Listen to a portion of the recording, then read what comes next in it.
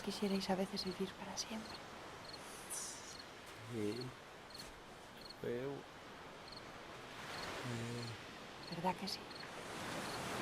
The next QTAS mustache reviews. Jem, you're the only one who's not got one now because Gob's got that atrocity on his upper lip. But Get the aviator out. it's the 2001 film by Alfonso Cuaron called Y tu mamá también. Liam Rooney, you chose this one. A Mexican road trip film. What first of all drew you into wanting to choose Y tu mamá también?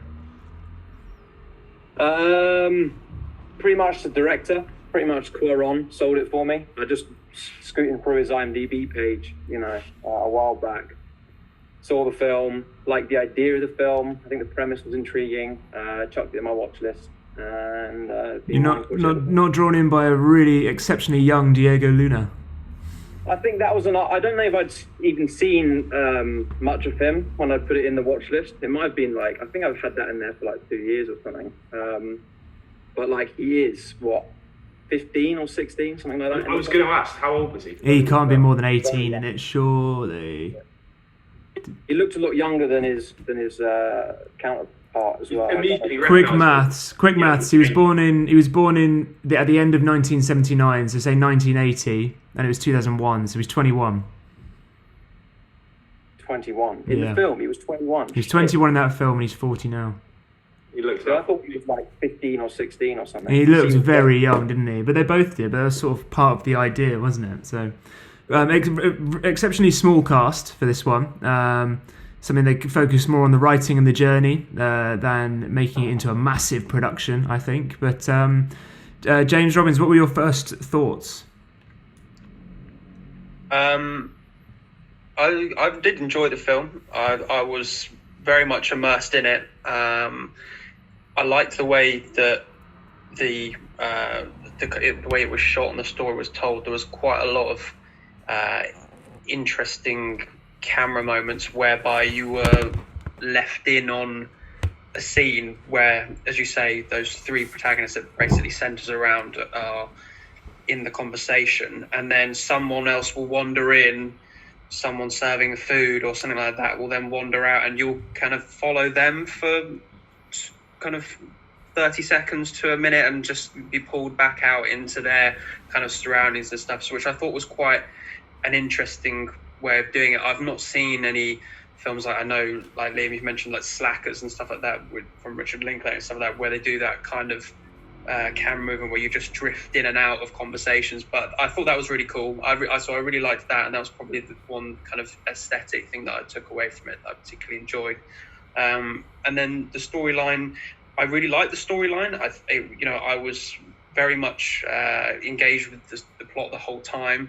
There was moments where you were pulled out of it with very morbid kind of death-related side notes that kind of punctuated the plot throughout, which I personally didn't actually enjoy them that much. I found them a little jarring, and I don't think they added as much as probably that disconnect was maybe worth, which would probably be my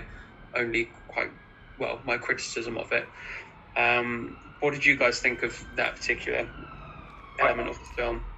I think in terms of the morbid narration, it reminded me a lot of sort of similar to Amelie, in that you would get introduced to a character, you know nothing about them, and you get this quick little side note, whether it be after you've met them or talking about their ultimate demise type thing. I think it worked quite nicely, and especially at the end of the film, it rang true to the sort of live in the moment, don't take anything for granted. And it tied it in quite nicely at the end. It obviously flips it all on its head when you pair it with this really sharp, snappy dialogue throughout quite a lot of it, especially when you're involving the two main guys, which I really loved. I loved the free-flowing talk between the two of them. You can imagine that they would have had guidance with the script on where to take the dialogue, but a lot of just what they were doing was just improv around specific lines, and half of it was just so free flowing. But I really enjoyed it. It really kept the tempo up the whole time as well, which made those more harder hitting moments hit all the more harder.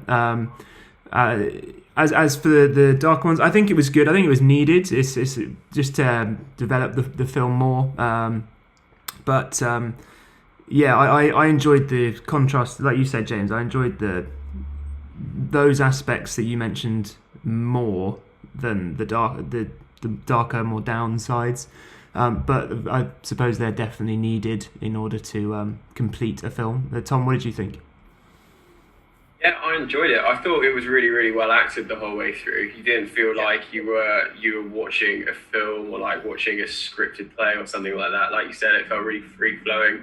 Particularly the scenes where they were drunk or partying, it all felt quite natural. It didn't feel like someone was trying to write how you would act drunk retrospectively, kind of thing. I really liked the narration. I felt like it added a little bit of style, a little bit of structure, because otherwise it could have just been a bit of a messy film just showing these kids basically dicking around for like an hour and 45 minutes. So I think it moved it along well. I was a little bit confused at the start because that style of narration where it tries to push the storyline along and constantly give you information very quickly, you normally associate it with a film that's got much more kind of complex plot or a longer storyline to run. So I think I was expecting that because I came into the film cold. Like I never watched the trailers for any of these reviews that we do and try and just take it at face value. So it took me a while to get what type of a movie it was. But I think once I bought into the fact that it's that coming of age, self-realization kind of film, I got much more into it. But it did take me 45 minutes. It wasn't a film that gripped me straight away, if I'm being perfectly honest. It was only in the latter stages that I became a little bit more interested in the characters. I think the voiceover stuff was more of a stylistic thing than it was like trying to hold up the plot type of thing. They do it quite a lot in a lot of the old French films. They just have like really random like cuts into the middle of the action where like all the dialogue and all of the audio in the scene will just kind of drop out, and then they'll just have like a voiceover say something fairly random, but then also sometimes kind of like half related in a strange sort of way. Jean-Luc Godard does it quite a bit in his early films, and I know that Cuaron was inspired and still is quite inspired by all of that stuff. So I don't think that it was something that was like, oh, we need this here to try and help people understand what's going on in terms of story. It was more like, well, for me anyway, there's all this kind of like socio-political stuff happening in the background, and then you have these characters who are kind of like completely oblivious and almost like willfully ignorant of it all because they're just enjoying, having sex and smoking and fucking around basically.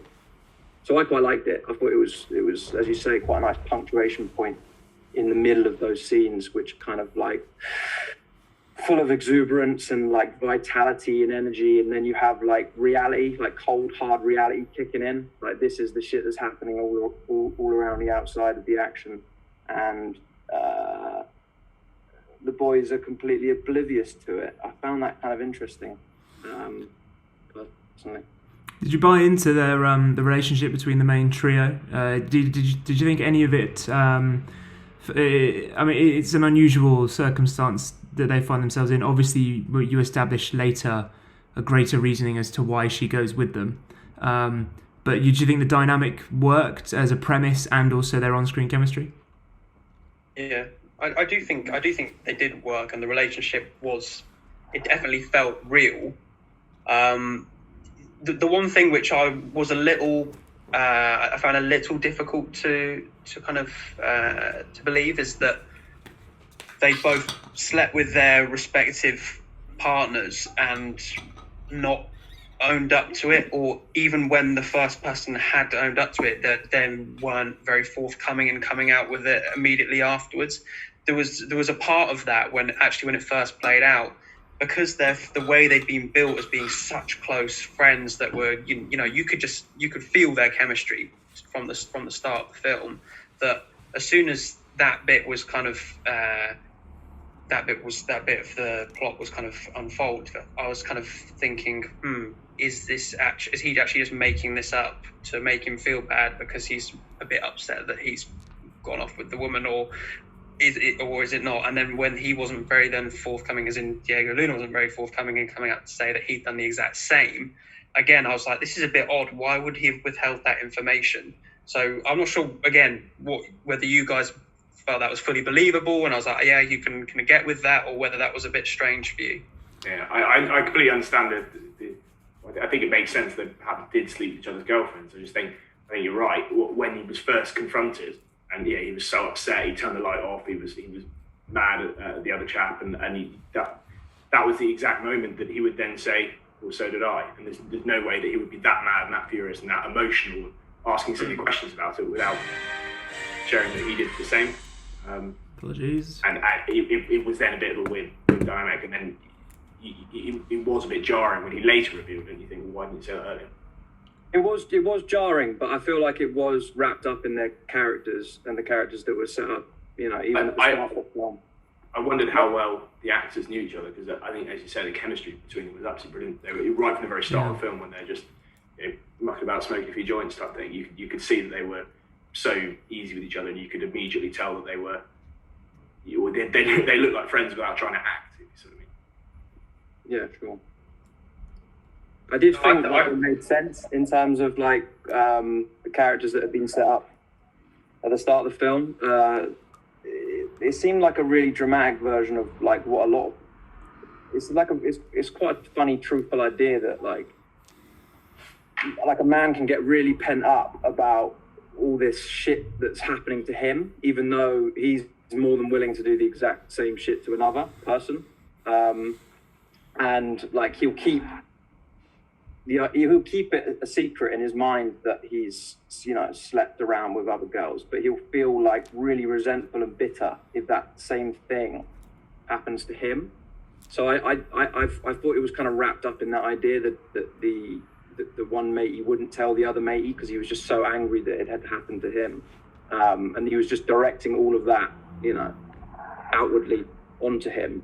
And trying to find, all of the details and understand the situation as much as he could. He wasn't really necessarily thinking like, oh yeah, I'm just gonna come out with it and tell him, the exact same thing, his way. Is it a book or anything like that? Is it an original screenplay? I don't know. I don't know. One thing I wonder is like how much of it comes out of Cuaron's own life and own experience, because I think most of his films, Roma in particular, it reminded me of in some ways, where it feels like it just comes off the street. Like the dialogue just feels like it comes straight off the street. A lot of the cinematography, I don't know, Tom, you were talking about perhaps the actors had a kind of structure to work with and just ad-libbed over the top. And I feel the same probably for the cinematographer too. There were certain scenes where I figured like, it just feels so lively that I can half imagine that they just turned up on the day, saw an interesting scene happening, like those women, like, mucking around and dancing in the pantry, and just figured, let's just kind of like, let's just move the camera over here and see what happens. That's how it felt. It felt that lively and that real, that it just felt spontaneous and off the cuff. Perhaps the one thing I wonder is like how the film is so sexy and like outrageous and erotic and like raunchy without being disrespectful, without being like gratuitous. At no point do you think it's overly crude and unnecessary. Key ingredient, because I didn't think it was gratuitous, but I do wonder what is that key ingredient that kind of keeps it from overstepping the mark and has it just feel necessary and essential and like a part of the life that's being created for the film.